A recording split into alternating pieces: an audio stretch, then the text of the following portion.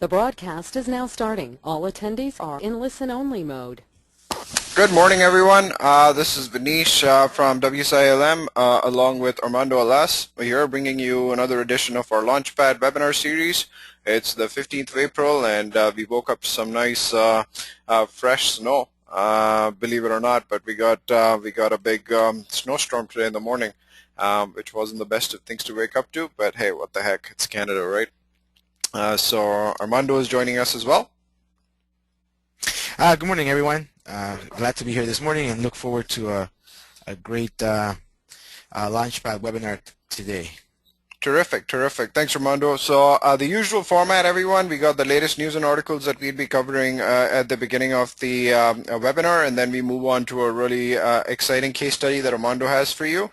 And and then we'd be reviewing another interesting tool this week, which I think is a really useful tool that the IC should be aware of, especially in the initial prospecting stages when they're trying to get quotes, etc. It's an FTP tool. It's a really simple tool that everybody can utilize, but I'll take you through the benefits of this particular tool in the Tool of the Week section. And then, of course, we'll finish off with our usual Q&A. Now, we were supposed to do an analytics session in this particular webinar, but I do apologize. We'd be moving that, excuse me, we would be moving that over to next week because there is just a lot of news to report this week, and we wanted to make sure that we had all of you covered with all the latest news and events. So we wanted to kind of bring you up to speed with all the latest news that's taking place in the internet marketing industry. So we are postponing the analytics webinar to next week, and we assure you it's going to be a really good one. We'll dedicate a lot of time because analytics is going to take time, so we probably dedicate almost like half an hour to that particular session, and this way we can really do a good job as far as demoing analytics to everybody is concerned. But again, as I mentioned, there's a lot of news this week that we needed to cover, a lot of important news, which is why we postponed the analytics and we figured we'd do the news this week. All right, so let's move on to the news of the week. So the first news of the week is something that I think a lot of the ICs would be interested in. I think one of the areas of frustrations for a lot of the internet marketing consultants and digital marketing industry in general has been to study the impact of digital marketing on off-site conversions. I think that's been a pretty frustrating aspect, and frustrating in the sense where we can convince the companies, the stakeholders, the CEOs to invest more in digital marketing because there is an inherent relationship with online conversions, with digital marketing spends resulting in offline conversions, and increase in offline conversions as well. However, in order to map that accurately has been a huge challenge till now.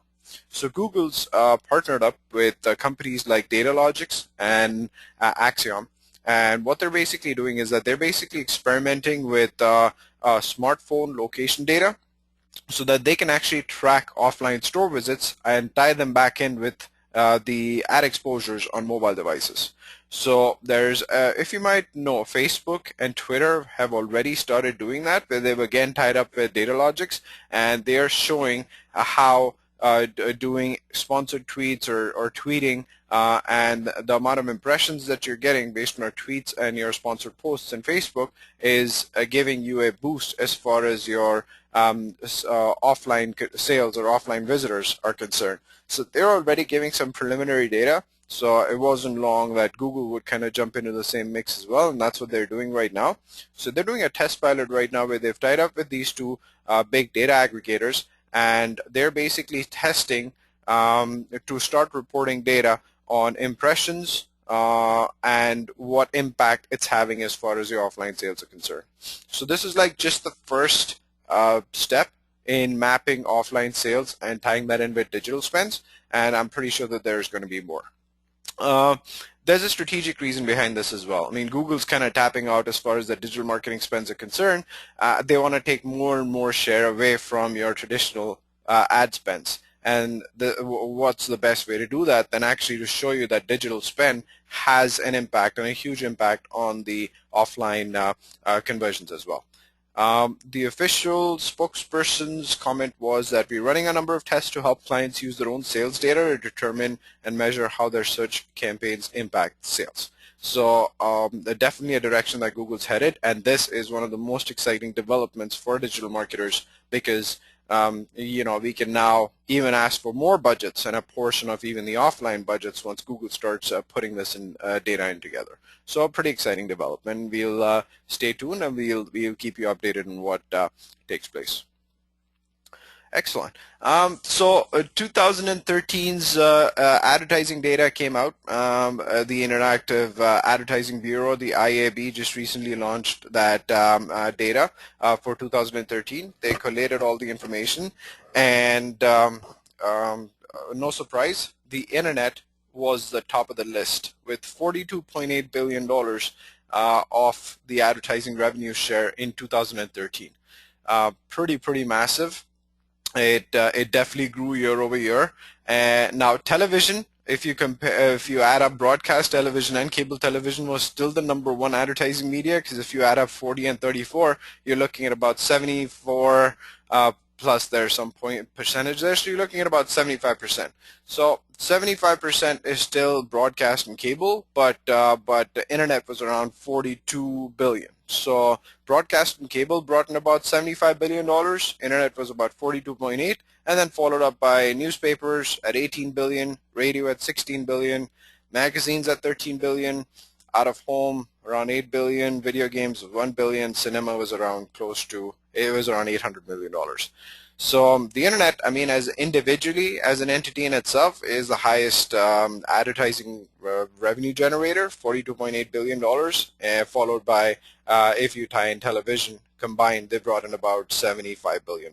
But hey, it's, I mean, to think of a medium as, I would say, as early as like 98, 99, I mean, this advertising medium was kind of like non-existent, and for it to take over the advertising space in the advertising revenue industry, in a matter of like 15 to 18 years, it's just incredible. I mean, the speed at which this thing is growing. So, once again, a reaffirmation for all the doubters, we're definitely in the right place. This is the media that's growing. $42.8 billion in terms of advertising revenue. This is definitely where the action is.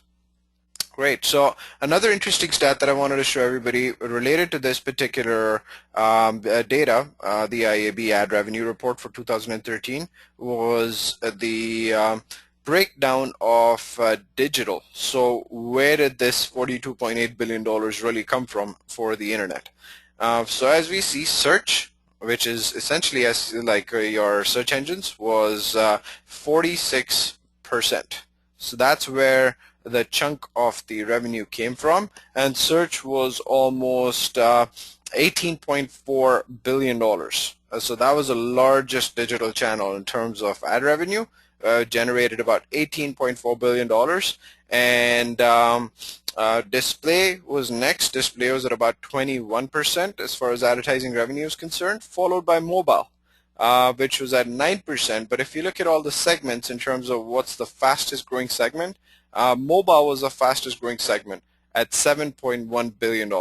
So definitely, I mean, it's something that we cannot ignore. We've been talking a lot about mobile. Is something to take advantage of, to take seriously. It's definitely the fastest growing segment as proven with the stats. And search, of course, cannot be ignored. It's 46% as far as ad revenue is concerned. So this is, and then, I mean, there was search, there was display, there was mobile, followed by digital video, which is also at about 6%. Then you had classifieds, lead generation, rich media, and then you had sponsorships. But search, again, the biggest at 18.4 billion. The full survey is available at the official website for the Interactive Advertising Bureau, iab.org. So you can actually just go to the website and take a look at the entire survey. There's some pretty good statistics there that you can utilize in your proposals. Add that in your sheets just to kind of impress upon clients when you're trying to convince them to switch over a lot of their revenues or their spends to digital marketing. So this is these stats should definitely be helpful. Great.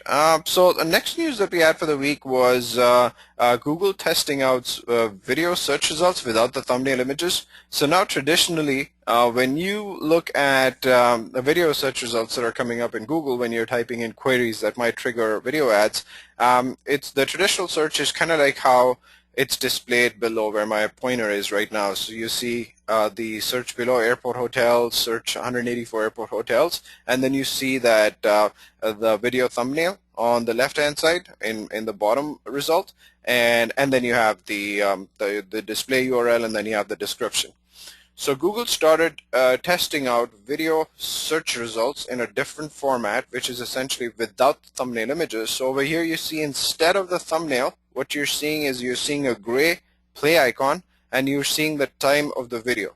That's essentially what's showing up. So you see you have the you have the gray play icon, and then you have the time the time of the video, the duration of the video that's getting displayed in gray. So they're testing out this ad format to try and see as to what this does. Again, I'd say for a couple of reasons. One, so that their results display is a lot cleaner, because when you have the thumbnail, it kind of distracts you, and if there's a lot of results with thumbnails, it's taking up a lot of the space, right? So they want to kind of clean up their search display to a great extent. That's one. And two, they also want to understand and study click-through rates, if changing the thumbnail impacts the click-through rates for their different results in any way, shape, or form. Again, just to entice more clicks on their first page or their following pages. As you already know, they've made the change with the PPC ads, where they no longer have them shaded differently. PPC ads now are all colored the same, so it's like the same white background. The only thing that's separating the ads and the organic results is a yellow ad box. You know, that's specified that this is an ad. It's a little icon that they put in front of the ad, a yellow ad box. And that's pretty much what separates you from an organic with a PPC. Again, they want to increase their, their PPC clicks so as to generate more revenue, right? Understandably so. So this would be interesting to see how this test works out, and if they actually make this standard all across and stop displaying the video thumbnails, because this was long seen as an advantage. If you wanted to take advantage of video marketing, this was a way where you could optimize your videos really well, and then have your thumbnail appear on the search display, so that you get more real estate on the first page, and hopefully resulting in more click-throughs. So if they do go to this play icon format, that's going to neutralize that advantage that a lot of people had that were doing very effective video marketing. So let's see how this plays out. Okay, so the other big news that we had for the week was Google bringing the not provided even to PPC. So there was a lot of controversy initially when Google launched the not provided data to their organic strategy, where they basically changed Google to a secure URL, so that when you type in google.com, you are by default taken to HTTPS Google, which means that all your searches are secure, which essentially means that they're not collecting or gathering any data or any information about your searches, and hence if the NSA or any security agency in the US, in North America, or for that matter anywhere in the world, asks them to share information, they don't really have any information to share. So they don't have any sort of like a dilemma, a moral dilemma or a legal dilemma of sharing information that they're mandated to, because they're not collecting information in the first place. So there was a lot of feedback. I mean, a lot of people said that Google's doing this because they want you to do PPC campaigns. They want you to spend money, and that's when you're going to get the data, because they hadn't done this change for PPC. Google had always maintained that we're doing this because we want to test the formats, like we want to basically roll it out gradually. It is going to come to PPC as well at some point in time, but obviously the people didn't believe them. They just figured that this was a move from Google just to drive more and more people towards utilizing PPC so that they could still get the data. However, last week it was confirmed that Google is also bringing not provided to the PPC campaigns as well. And the official comment from Paul Feng, the product management director at AdVerge, was that today we are extending our efforts to keep search secure by moving the query from the referrer on ad clicks originating from SSL searches on google.com, which essentially means that not provided is going to also extend to PPC. So when you click on a PPC ad, it's going to go through a secure Google URL as opposed to a non-secure URL like it was before. So that's the change that's happening with PPC as well. Now they are saying that for now you can still see detailed keyword information in your search terms report in PPC as well as Google Webmaster Tools. So these two sources of information would still continue giving us data, but you could start seeing the not provided going up in your PPC analytics as well when you're trying to review PPC data in your analytics. So more important to analyze your Webmaster Tools even closer, because that's where all the keyword information is essentially for organic as well as PPC going forward.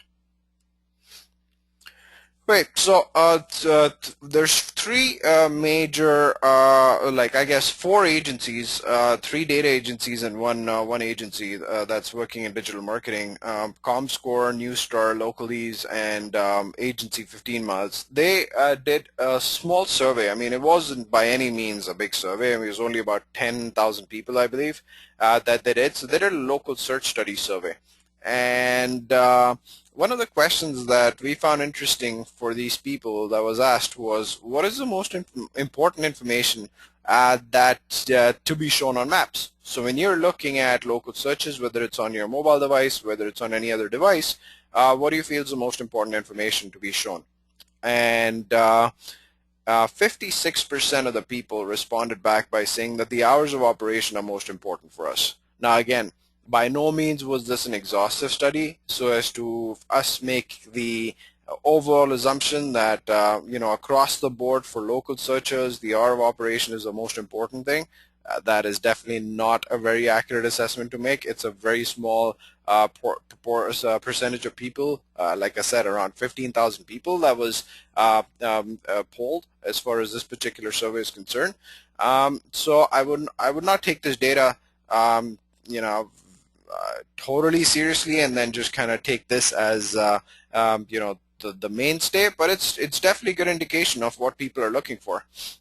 So 56% of the people said that they were looking for the hours of operations. So if you do have local businesses and you're optimizing their places pages, and if they're more like consumer centric, like retail outlets or restaurants or stores, etc., do make sure that you have your hours of operation mentioned categorically, very, very clearly in your Google Places listing, because that's what people are looking for.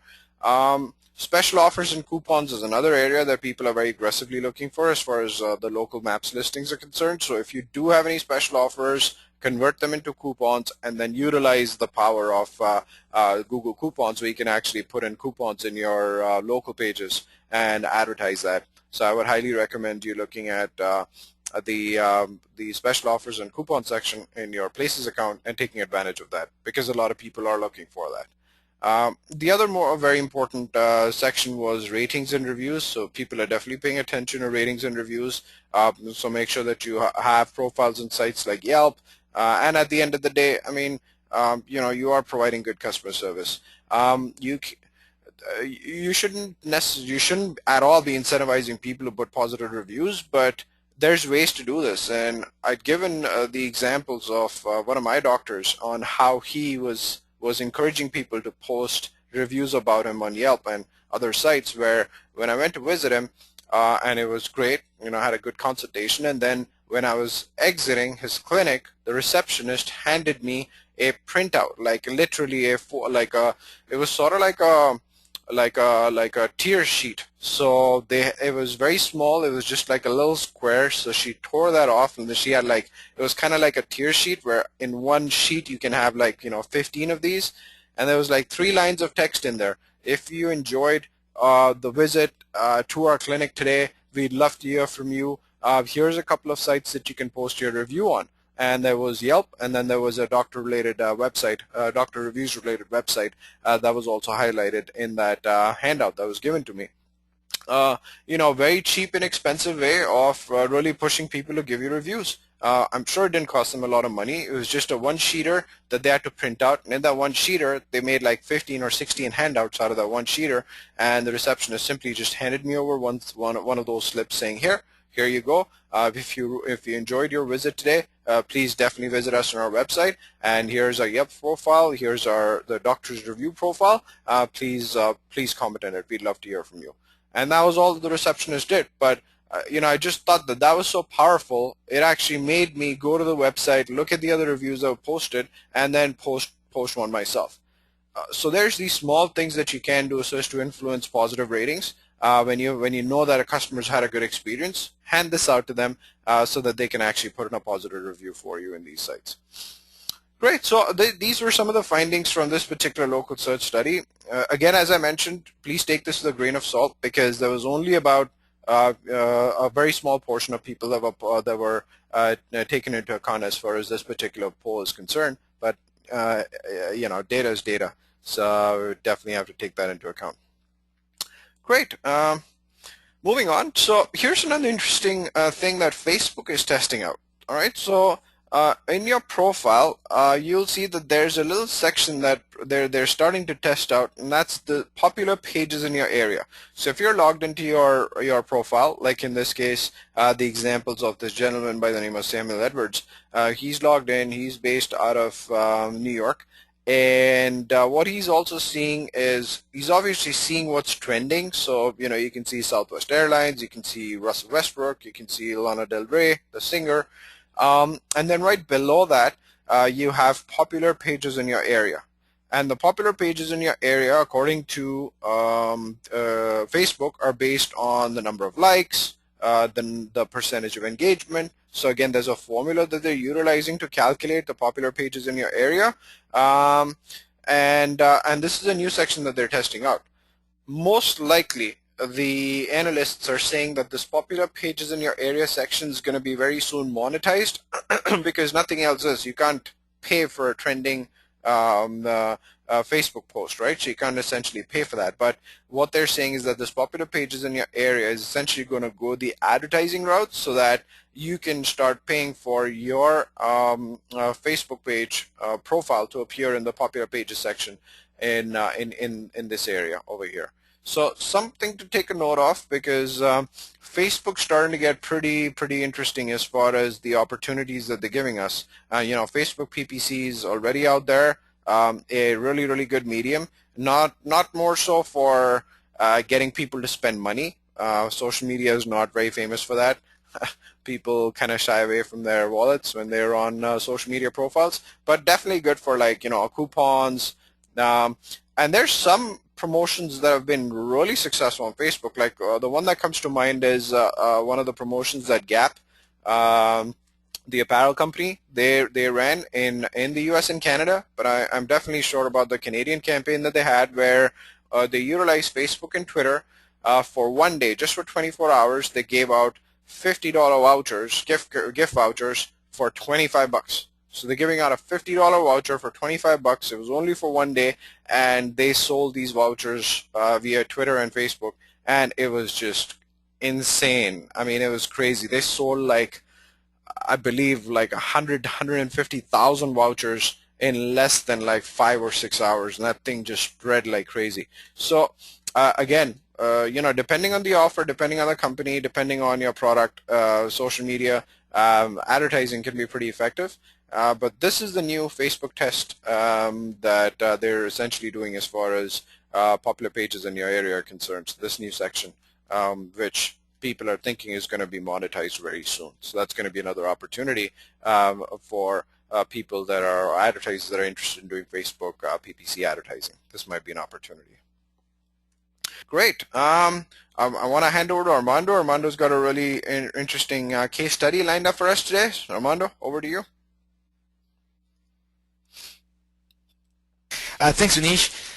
Basically, today I wanted to talk about one of our IC's clients in the San Luis area. I touched base on them about 4 or 5 weeks ago, I think, probably about 6 weeks ago, in regards to us launching their new website. And that case study was in itself just focusing on the web component of the project. What I wanted to share with you today was in regards to the SEO. And the reason I wanted to come back to the site was to kind of obviously show progress that has been done from an SEO perspective, and ultimately the effect that it will have on the client's new image, and also on the client's bottom line, which is inquiries requesting a quote. This is an IEC that we've worked with since last November, when the client decided, December actually was, when the client decided that they wanted to start a new website. At the same time, the IEC was very proactive, and even though the client had a very basic old website, we decided to begin also doing SEO to the old site. So by the time the new website came out, we will have a bit of an advantage, and also a bit of a leg up in regards to the results. Okay, so this is why I kind of wanted to share this case study, because for any of you out there or any of your potential prospects that have an older website and they're thinking of getting a new website, sometimes the strategy is, let's get a new website first and then let's do SEO. But if the budget permits, I would actually highly encourage that you start the SEO program at the same time that you start developing a new website, because as you know, the design and deployment of a new website does take some time, so you don't want the client to get a bit antsy in regards to the results once it comes out. So for example, if you are starting a new web project and that takes 3-4 months, and then you have to wait another 4 to 5 months to see results, that's about 9 months that the client's been there waiting. You and I know that that's part of ad marketing online, specifically through organic search. But if there are ways to expedite that, I would definitely recommend that. Don't wait till you have the new site to start doing the SEO. If you can do it earlier, talk to your client, educate your client about it, because it definitely helps. And this is a good case study about it. So basically, we have applied a foundational SEO program, which is, I've talked about it many times in our webinar. So the new site was launched 8 weeks ago. It's a responsive web design. Compared to what the client had before to today, I mean, the IC was very good in consulting the client and providing them with a great solution. Website with a gallery showing their different projects. It's really night and day when you see the new website, and I talked about it before. We also did implemented on-page and off-page to the new site. We did the required 301 redirects, because we actually started the SEO program about I think it was about November of last year. November of last year. We began working on the old site and optimizing that site. And now that the site is live, the client also worked with the IC in developing new fresh content, remodifying the content, and obviously we've worked in optimizing the content. What were the challenges from an SEO perspective? The client was very new to SEO. Number one, it's one of those companies in sometimes in manufacturing, or that for them they believe that the internet may not be the greatest medium to advertise or to promote themselves. So definitely I can tell you that the IC, I give them 10 out of 10 in educating them and guiding them, because she was very astute, worked with them, and definitely started the SEO right away. Another challenge that we had was, the client hadn't been involved in developing a new website, and pretty much the IC did an excellent job in project coordinating with the client and working with them, being very patient, and definitely show the commitment from the IC in making sure that this project was a success. Okay. The other thing, that challenges that we had internally, was how do we prove to the new to the client that the new website and all of this work that we've done since November is actually a contrast to what was there before. In reality, it was very tough, because they had an old website, they had no Google Analytics, so there was no historic data.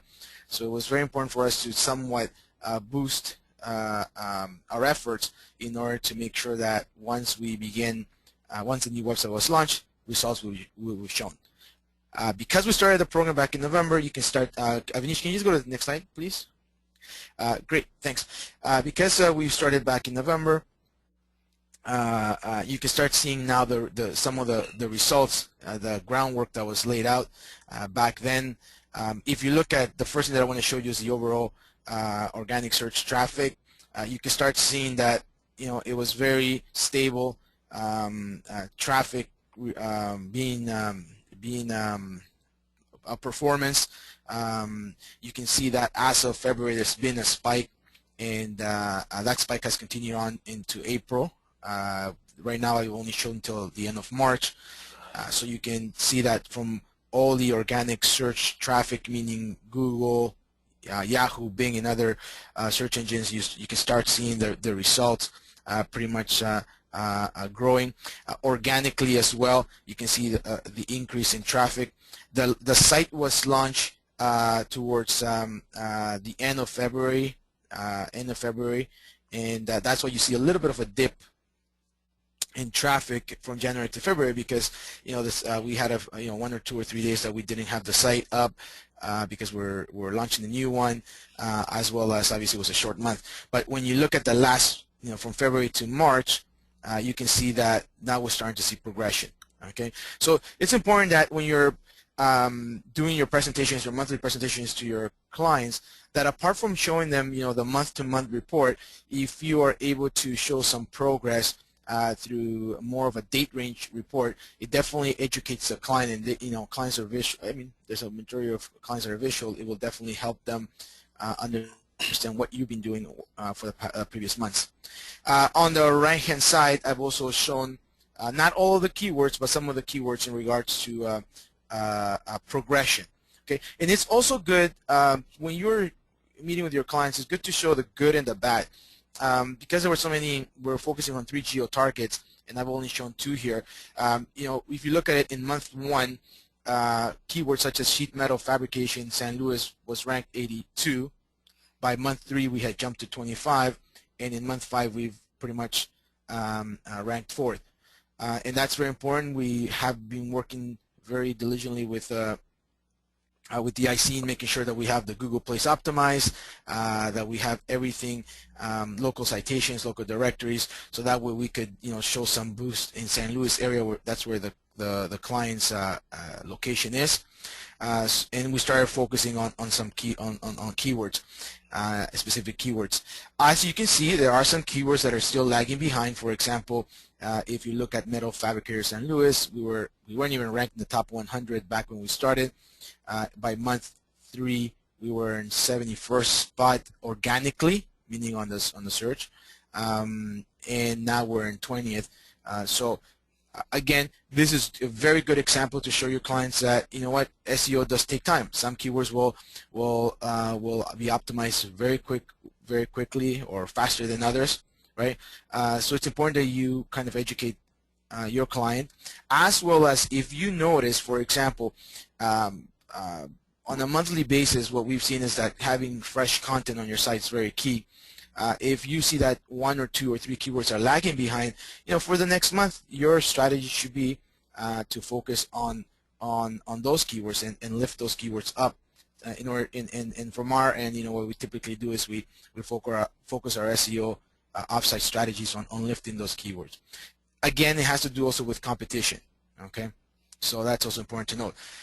So I've also shown someone on St. Charles, which is a neighboring geo target, and again you can start seeing some progress. Not as strong as San Luis, but at least you can kind of now show the client, look, you have a new site. Your new site's now ranking high for specific keywords. These are some of the keywords that we'll probably be working in the next 3 to 4 months to lift them up, and obviously now you have some traffic and organic traffic to show for. So it's very important that if you have a client that's very serious about really promoting their business online, that you educate them, but at the same time, if they want to have a new website, that you start their SEO ahead of time. So that way, by the time you hit month 4 or 5 of the program, you're starting to see some really good results. All right. Okay. Perfect. Yeah. So that's it for me for this case study. All right, terrific, Armando. Thanks for that information. I just want to add some information as far as the payment terms that you set up for websites for the ICs. And this is sort of like a burning topic, and I've seen a couple of discussions go back and forth on Google Groups as far as pricing out websites is concerned. I mean, in our experience, should be taking 50% upfront, 25% at the design sign-off stage, and then 25% to the site prior to the site going live. However, what happens is that the 50% is collected, which is the upfront, which is fine. 25% is also relatively collected. I mean, again, clients usually delay the projects, but the 25% usually comes within 30 days. You know, you do the home and the inner page, and you get a sign-off, and you collect the 25% after the design sign-off. The last 25% is where your money gets stuck. And I really recommend, and we at WSI ALM, we really suggest to all our ICs that you have some sort of a clause in your contracts that, because the clients are notorious for delaying content, and when it's in their plate, content just never gets done. It's just it's a nightmare to get content from the clients. So what we suggest the ICs to do is to definitely put in a clause that says that you have 90 days. And if we do not get the content within 90 days, then we are going to bill you the 25% that's remaining as far as your account is concerned. Because again, you know, whenever you get us the content, we'll complete the project for you, but we have to move ahead. You know, the 25% cannot just be stuck forever. 3 months is a good enough time frame for you to give us the content and for us to do the work. And if you don't get it, then you know, we'll bill you the 25% so that our billing is not stuck, and we continue doing the work whenever you give us the content. So that's kind of like how the billing should be structured for web development. And we also highly recommend the ICs to put in a clause, some sort of a clause. It can be 12 months or whatever the time frame is that you feel appropriate, but there should be some sort of a clause that says that if the project is not completed because of lack of information from the client end, and there's, let's say, you know, 12 months transpire from the date of the start of the project, that entire project is null and void. And the reason why we basically, and basically the client has to start afresh. The reason why we say this is because technology is changing, right? WordPress is coming over the newer upgrades, newer plugins. Joomla is changing so rapidly. There's like 3 versions that are now in being tested as far as Joomla is concerned. So things are changing so fast where when you started building the site for a client and it's been over a year, that site probably is not the best of sites that we should really be delivering for a client, because there's been so many changes and technology changes, which is why there should be an expiration date to the project. Normally, you know, we recommend 12 months. So 12 months pass by, you do not get what you need from a client, then you know, the project expires and the client has to start afresh with a new contract and new billing. That's essentially how everything should be set up. Again, this is a best practice we've learned from experience. The other thing that we also recommend to the ICs is that when you're doing a web development project, it's so important that you try and avoid a lot of upsells during the course of the project, because here's another observation that we have.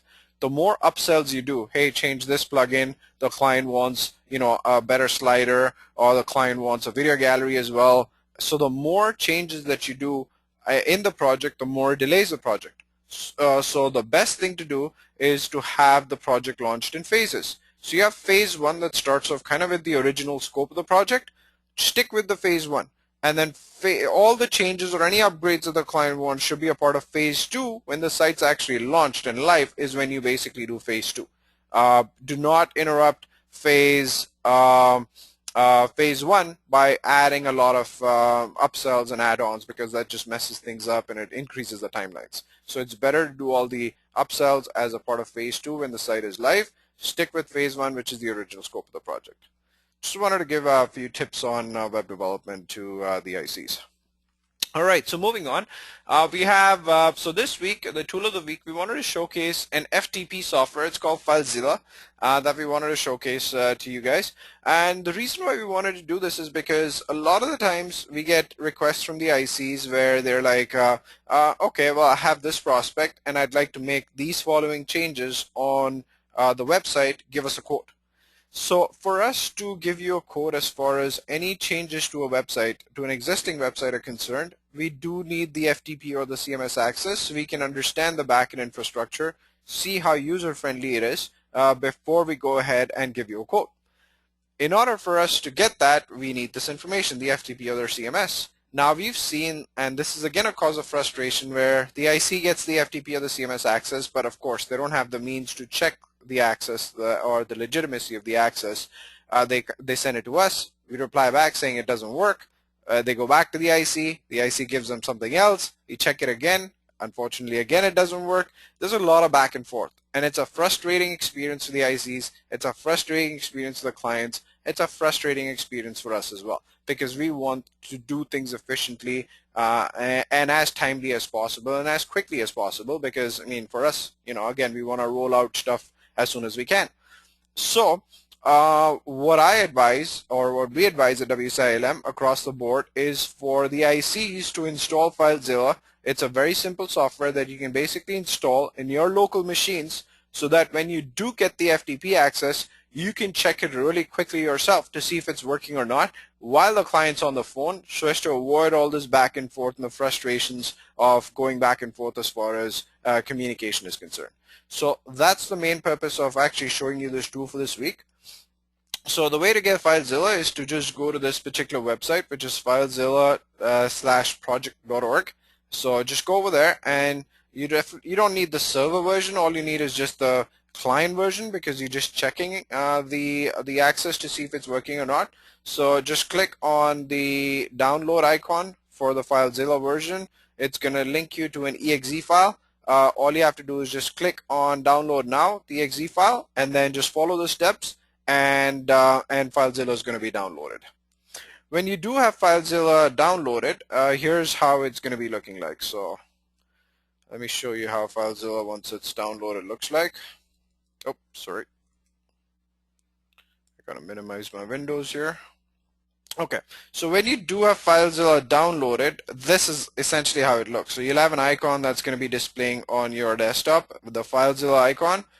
You double click on that, and then it's going to open up a window for you. And this is what the window looks like. So it's just opening up here. Great. So as you can see, once you download the FileZilla client, this is what FileZilla, the client version, looks like. Okay. So when you get hosting information from a client, here's the hosting information that's going to be given to you. So you'll obviously have the website URL. So what you do is you copy paste the website URL and you'll dump it into the host. Okay. So you put this in your host, the website version, just make sure everything's done properly. Then you'll be getting a username. In this case, the username is this. So we just take the username, we put it over here. You'll be given a password. So you again copy paste the password. It's usually case sensitive, so make sure that you're looking at the upper and lower case parameters properly. So you click on it. You go into your password. You might or might not get the port. If you don't get the port, it's okay. It picks up a default port that it's going to utilize to quick connect, and then you hit quick connect. Okay. When you do the quick connect, if your FTP is working accurately, then you'll be getting a series of information commands like this over here, as you can see, right? There's a bunch of information commands, and in the end, you'll be getting a status that says directory listing successful. Okay. And in this section over here on the right side, under file name, you'll be basically seeing all the files that are associated with this particular FTP account. All right.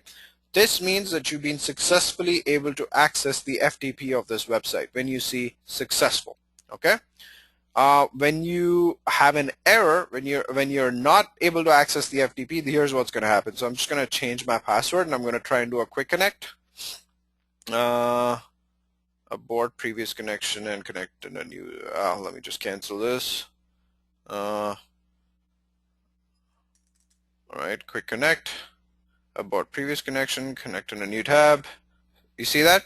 Critical error, could not connect to the server. So whenever your FTP information is wrong, this is the information that it's going to give you in red, so that you know that the FTP information provided to you by the client is incorrect, so you need the right FTP information.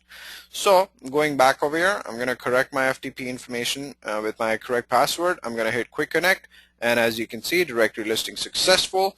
Now for an IC, I would stop right here, do not mess around with these folders. Do not mess around with any of the files because you will actually impact the live site, and you don't want to do that. So this is a very useful tool, but it's a very dangerous tool at the same time because you can actually bring the client site down. You know, one wrong delete icon here, if I just hit delete, boom, all the site files are gone for a particular website and the client site disappears. So a very, very, they mentioned it in I believe it was Spider-Man, right? With great power comes great responsibility. This is one of those situations. A lot of power, so handle it responsibly. But if just to again show you as an example, so if you click on any of these folders here, you can start seeing. Let me go back here. You can start seeing all the different folders that are associated with this particular file, right? So you have all these different folders. There's a backup of a site over here. There's images. There's an images folder here. There's a project management folder here. There's the backend CMS that's been set up. There's a favicon that's been set up. There's a blog in there, etc., etc. So all of this information is kept into your different folders, right? That's the images folder, so it has all the images in here, I guess the image archives. Again, handle with care because anything that you do over here can impact your live website. So my suggestion would be just check if the FTP is working or not. If you see directory heuristic successful, FTP is working, great, pass the information over to us, we'll do the rest.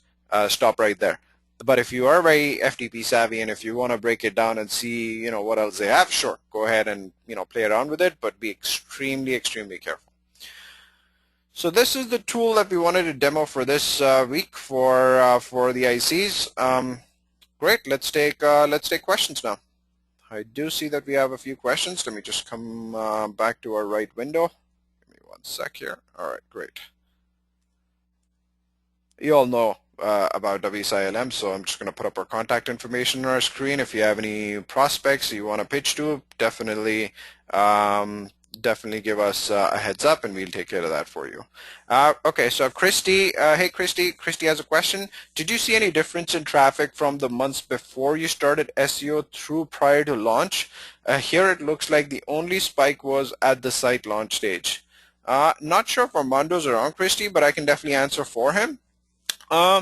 Even if the traffic's remained flat prior to the launch, because it was only I think 1 month prior to the launch that we did the SEO campaign, the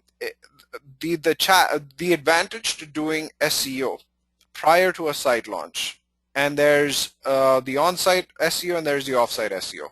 What we suggest is that you do the off-site SEO if the site's going to be launched relatively quickly. Then you start with the off-site SEO, which is the citation, the link building, as long as the URL is not changing, because it takes time for the citation sites to index the URLs and to give that traction as far as the URL is concerned.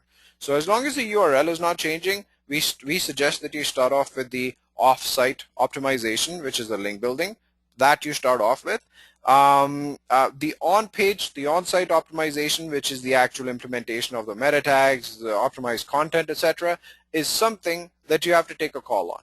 If it's going to take a long time for the site launch, then we suggest that you go ahead with the on-page optimization as well, because that is going to make a big difference in the first couple of months itself as far as the SEO benefits are concerned.